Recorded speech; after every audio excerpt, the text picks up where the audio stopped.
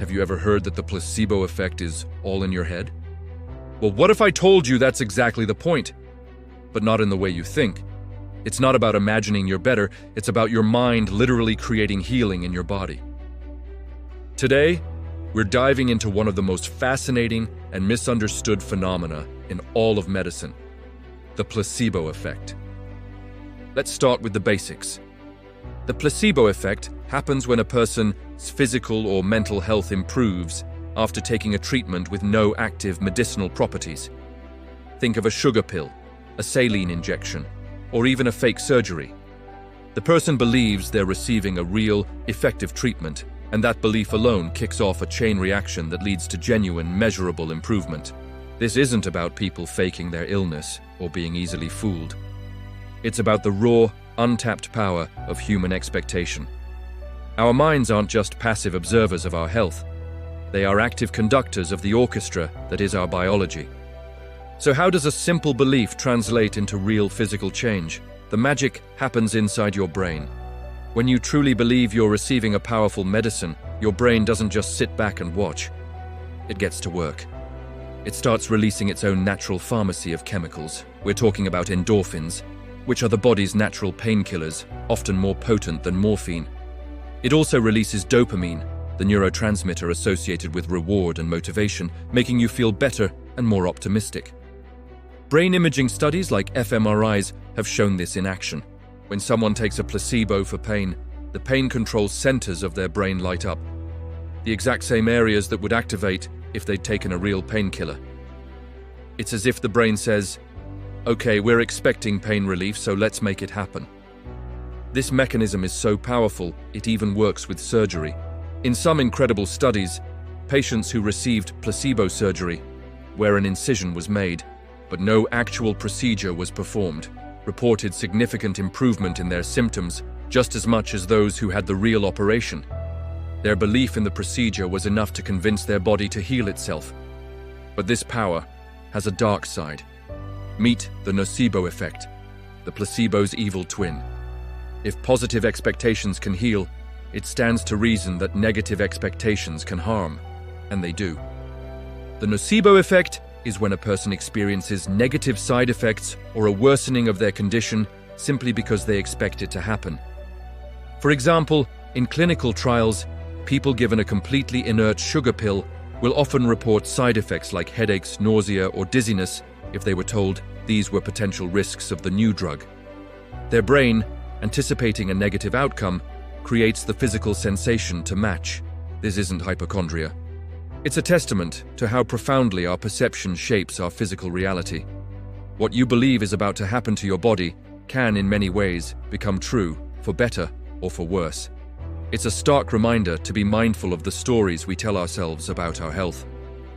The scientific evidence for this mind-body connection is overwhelming and has been building for decades. One of the most famous historical accounts comes from World War II.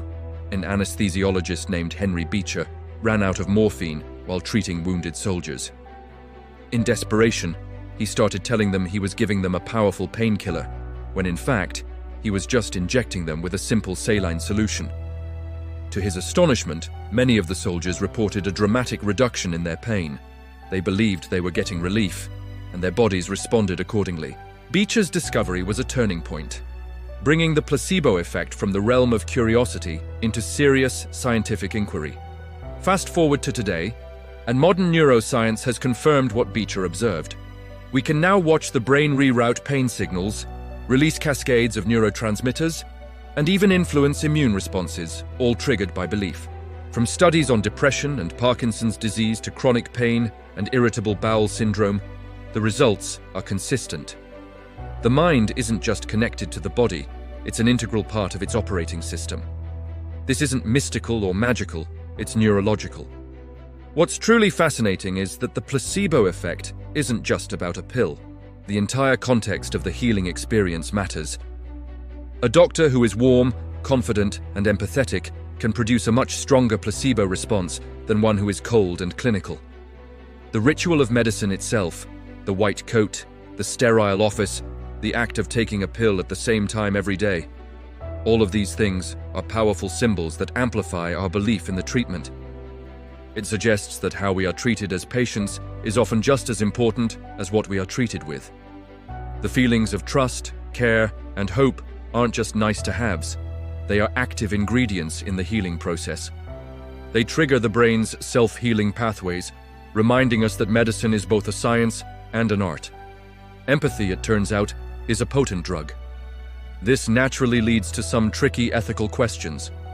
If placebos work, should doctors be allowed to use them? On one hand, a doctor's primary duty is to help their patient, and if a harmless sugar pill can provide real relief, isn't it a valid tool? On the other hand, this would require deception. Is it ever okay for a doctor to lie to a patient, even with good intentions? This debate is at the heart of modern medicine, but what if deception isn't even necessary? An incredible new area of research is exploring open-label placebos. This is where patients are given a placebo and are told explicitly, this is a sugar pill. It has no active ingredients, but studies have shown it can help by activating the body's self-healing response. The mind-boggling result? It still works. Many patients still experience significant improvement, even knowing they're taking a fake pill. This suggests the effect might not just be about tricking the mind, but about consciously engaging our own intention and belief in healing. It raises profound questions about consciousness, consent, and the true nature of what it means to heal. So, what does this all mean for us? The placebo effect is more than just a medical curiosity. It's a profound window into the nature of human health. It tells us that we are not just passive machines that break down and need chemical fixes. Our minds are active, powerful participants in our own well-being. The line between biology and psychology, between the body and the mind, is far thinner and more porous than we ever imagined. Healing isn't always found in a bottle or a syringe. Sometimes it's found in belief. It's found in trust, in hope, and in the powerful stories we tell our bodies. The placebo effect reminds us that within each of us lies an extraordinary, built-in capacity to heal. And that is a truth worth believing in. Thank you so much for watching. If this video made you think, consider subscribing for more journeys into the wonders of the mind and body. See you next time.